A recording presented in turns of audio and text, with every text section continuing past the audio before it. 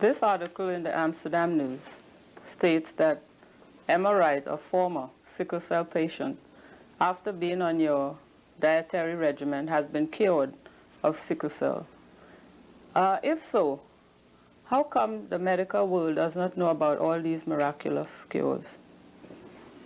Well, it could be attributed that the very premise that they uses, the usage of carcinogens and inorganic substance, could be undermining their profession. But if we look at the history of medicine, we find that the credit was given to one Hippocrates as being the father of medicine.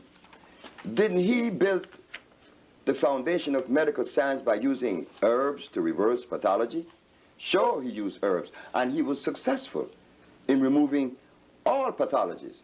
But he used herbs. So if the father of medicine used herbs to remove pathology, then why should the physician use chemicals today? That question should be asked of them.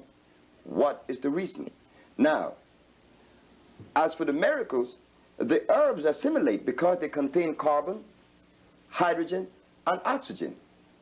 This is the vehicle that would allow any substance to assimilate within your biological structure. The presence of carbon, that only comes from the plants. It does not come from some oxide or inorganic substance.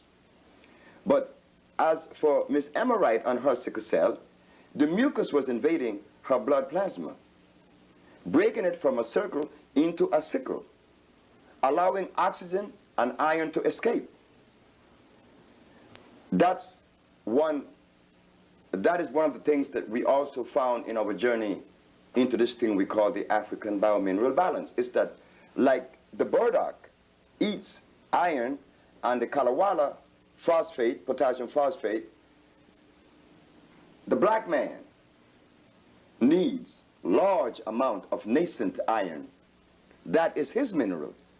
Like iron is consistent with the burdock, like bamboo shoots and berries are consistent with the gorilla, all plants that contain iron is consistent with the genetic structure of the black race. In the case of Miss Emma Wright, iron was missing in her diet, not only in hers. Every so-called black American or every so-called black man throughout the world is lacking of iron. So what did we do? We cleansed the cells of the blood, cleansed the cells of the bone, cleansed the cells of the spleen, thus allowing rejuvenation in the organs that are responsible for delivering good, healthy red blood, and giving the blood its strength by going again to the tropics and getting the herbs such as the mucilage to make compounds with other herbs, which are 14, to rejuvenate the cells of the blood. And 2 months later, she came back and said that her sickle cell had disappeared. But this is a problem that is besetting Africa also, not only Miss Emma Wright, every black living person. But not only did she have sickle cell, she told me that she was suffering with thalassemia, which I was unaware of, but I didn't care because she was going to undergo the same process as everyone else. She said her thalassemia had disappeared. But then she found out later when she was in Los Angeles that she ate something that I recommended to her not to eat, and her body went back into the same state that it was prior. But she changed her diet again, and again she saw where her body was back in normal state. So it shows that the diet of the African American, especially the black man, has to be considered now.